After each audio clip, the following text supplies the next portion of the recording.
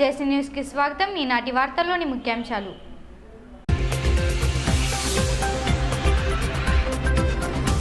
జంగారెడ్డిగూడెం పట్టణ టీడీపీ అధ్యక్ష పదవి రేసులో 4 నాయకులు ఏకాభిప్రాయానికి రావాలని సూచించిన మంత్రి సుజాత.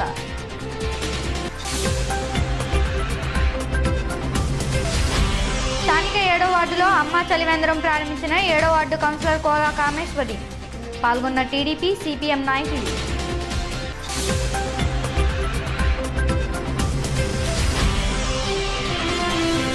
ఈ నెల 26న పోలింగ్ స్టేషన్ వద్ద పిఎల్ఓలను కలిసి ఓటర్ కార్డు ఆధార్ కార్డుతో లింక్ చేయించుకోవాలని సూచించిన తహసీల్దార్.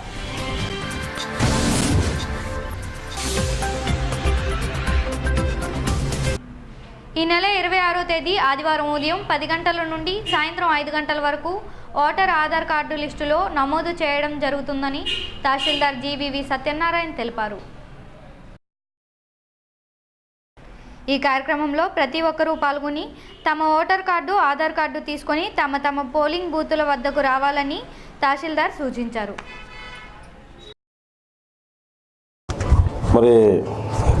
మనకి ఇప్పటి వరకు కొత్తగా గవర్నమెంట్ ఏర్పడిన తర్వాత ప్రభుత్వం చేపట్టిన అన్ని కార్యక్రమాల గురించి మనందరికీ తెలిసిందే. అందులో ఆధార్ సీడింగ్ అనేది చాలా ఇంపార్టెంట్ టాస్క్.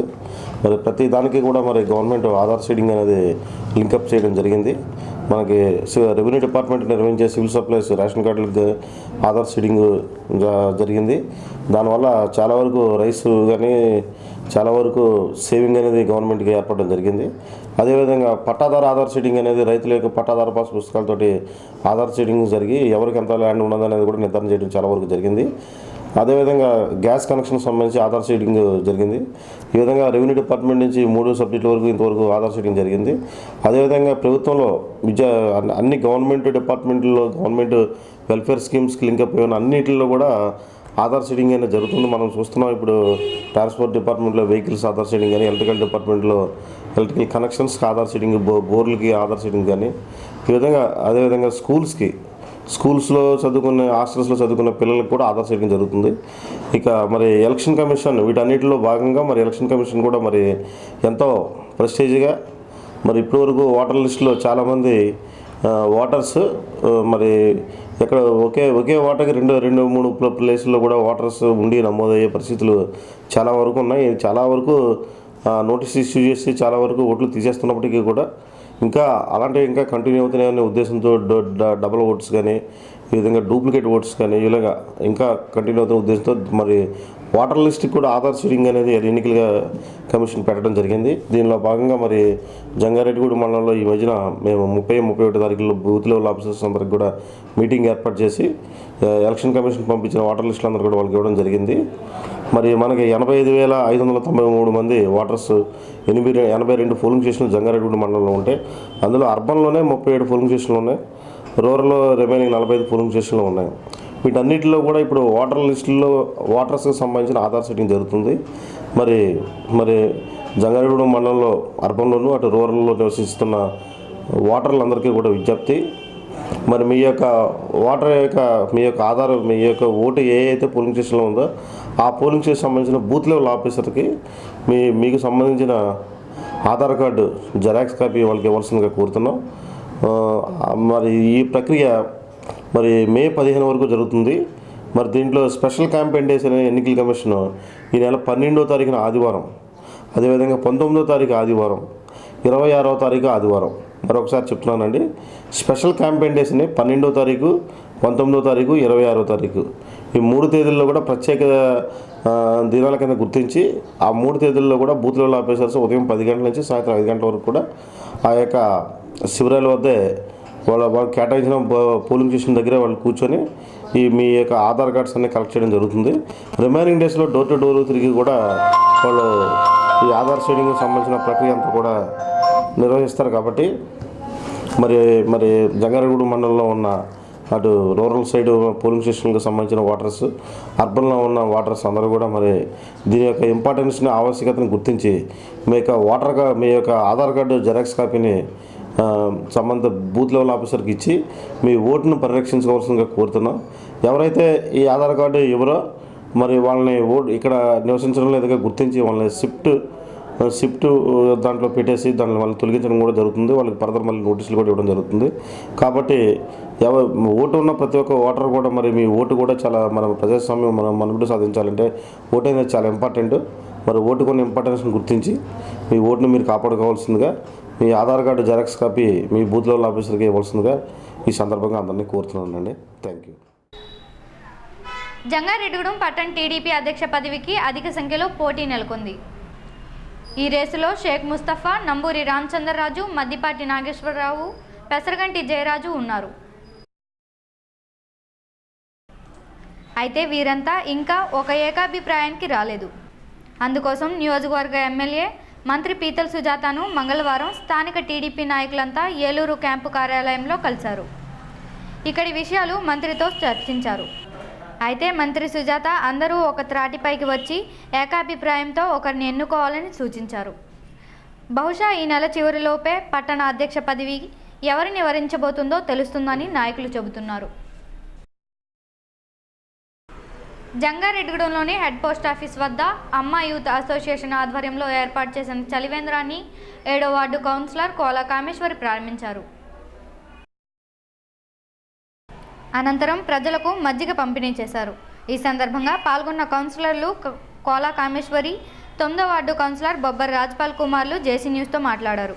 ఈ కార్యక్రమంలో టీడీపీ నాయకులు కోలా శ్రీను, సిపిఎం నాయకులు బేతాల శ్రీను, సుందరయ్య, ఎస్ఎఫ్ఐ, డివైఎఫ్ఐ నాయకులు, అమ్మా యూత్ సభ్యులు పాల్గొన్నారు. ఈరోజు 7వ వార్డులో చలివేంద్రం కార్యక్రమం నిర్వహిస్తున్నారండి. అమ్మ చలివేంద్రం కార్యక్రమం నిర్వహిస్తున్నారు. ఇక్కడ యూత్ అందరూ ఈ కార్యక్రమాన్ని చేపట్టారండి. ప్రతి వార్డులోని కూడా ఇలాగే ప్రజలకు అందరూ సేవ చేయాలని మేము కోరుకుంటున్నామండి. కార్యక్రమాలకి మా సహాయక సహకారాలు ఎప్పుడూ ఉంటాయని మేము చెప్తున్నాం. స్థానిక 7వ వార్డులో అమ్మ యూత్ అసోసియేషన్లో ఈ 7వ వార్డు కుర్రవాళ్ళందరూ కూడా ఈ పంగిడిగూడెం, పేరంపేట నుంచి టౌన్కి వచ్చే ప్రజలు ఎవరైతే ఉంటారో వాళ్ళ దాహార్తం తీర్చడానికి స్వచ్ఛందంగా ఒక చలివేంద్రాన్ని ఏర్పాటు చేసి ఆ యూత్ ఆధ్వర్యంలో ఒక మంచి కార్యక్రమాన్ని 10 మందికి ఆదర్శంగా ఉండే విధంగా, ప్రజల దాహాన్ని తీర్చే విధంగా యూత్ వేరే వక్ర మార్గాలు పట్టకుండా ఇటువంటి సేవా కార్యక్రమాల్లో పాల్గొని మరొక యూత్కి ఒక ఇన్స్పిరేషన్, ఆదర్శంగా ఉండే విధంగా మంచి కార్యక్రమాన్ని ప్రోత్సహించిన అమ్మ యూత్ ఎవరైతే ఉన్నారో వారిని మనస్ఫూర్తిగా అభినందిస్తూ, ఇటువంటి సేవా కార్యక్రమాలు అవసరమైతే మళ్ళా కొంతమంది ఏర్పాటు చేయడానికి మీరే ఆదర్శంగా ఉండాలని అటువంటి ఈ అసోసియేషన్ కుర్రోళ్ళు ఎవరైతే ఉన్నారో మిమ్మల్ని మనస్ఫూర్తిగా అభినందిస్తున్నాను. అలాగే స్థానిక కౌన్సిలర్ కోల కామేశ్వరి గారికి కూడా మరి మీ ఈ వార్డు తరఫున వారికి థ్యాంక్స్ చెప్తున్నాను. థ్యాంక్ యూ అమ్మా. ఈరోజు అమ్మ చలివేంద్రం ప్రారంభించడం చాలా హర్షించదగ్గ విషయం. ఎందుకనంటే వేసవి కాలంలో ఇంకా రాకుండానే ఎండలు తీవ్రంగా ఉన్నాయి. ఈ పంగిడిగూడెం రోడ్లో ఎక్కడా కూడా మంచినీళ్ళు వసతి అనేది లేదు. దానికోసం గాను చల్లనీళ్ళు, మంచినీళ్ళు ఇవ్వడం, వేసవిలో మనిషి ఎక్కువ నీళ్లు తాగాలి కాబట్టి, ఎందుకంటే చెమట రూపంలో ఉన్న ఒంట్లో ఉన్న గ్లూకోజ్ శాతం బయటకు పోతుంది కాబట్టి దాన్ని మళ్ళీ నింపుకోవడం కోసం మనం మంచినీళ్ళు ఎక్కువగా తాగాలి. లేకపోతే సొమ్మసిల్లి పడిపోయే ప్రమాదం ఉంది. దానికోసం కానీ ఈ రోడ్లో చాలామంది నాగులగూడెం ఈ ఏరియాలో ఉన్న వాళ్ళందరూ కూడా నడిచి వెళ్తూ ఉంటారు. అలాగే మోటార్ సైకిల్, 2 వీలర్స్ ఎక్కువగా తిరుగుతూ ఉంటాయి. వాళ్ళకి కోసం గాను పెట్టినందుకు గాను ఈ యూత్ని మనస్ఫూర్తిగా అభినందిస్తూ, ఇలాంటి కార్యక్రమాలు ప్రభుత్వం కూడా తీసుకుని అన్ని చోట్ల కూడా మంచినీళ్ళు వసతులు చేయాలని చెప్పి ఈ సందర్భంగా మేము తెలియజేస్తాము.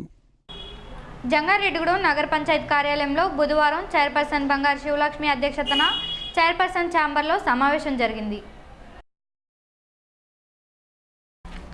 రానున్న సమావేశాల్లో చర్చించబోయే వాటి అజెండా గురించి కౌన్సిలర్లతో చర్చించారు. అనంతరం లారీ ఓనర్స్ అసోసియేషన్ నూతన భవన ప్రారంభోత్సవానికి వెళ్లారు. అక్కడ చైర్పర్సన్ కౌన్సిలర్ మొక్కలు నాటారు.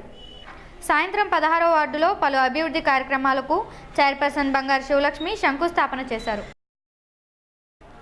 ఈ వార్తలు ముగించే ముందు ముఖ్యాంశాలు మరోసారి.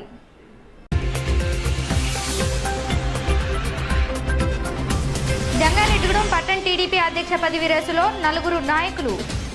ఏకాభిప్రాయానికి రావాలని సూచించిన మంత్రి సుజాత.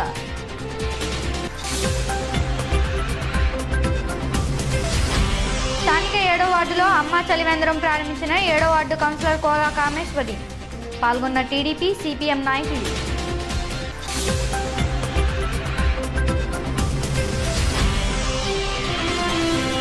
ఈ నెల 26న పోలింగ్ స్టేషన్ వద్ద పిఎల్ఓలను కలిసి ఓటర్ కార్డు, ఆధార్ కార్డుతో లింక్ చేయించుకోవాలని సూచించిన తహసీల్దార్.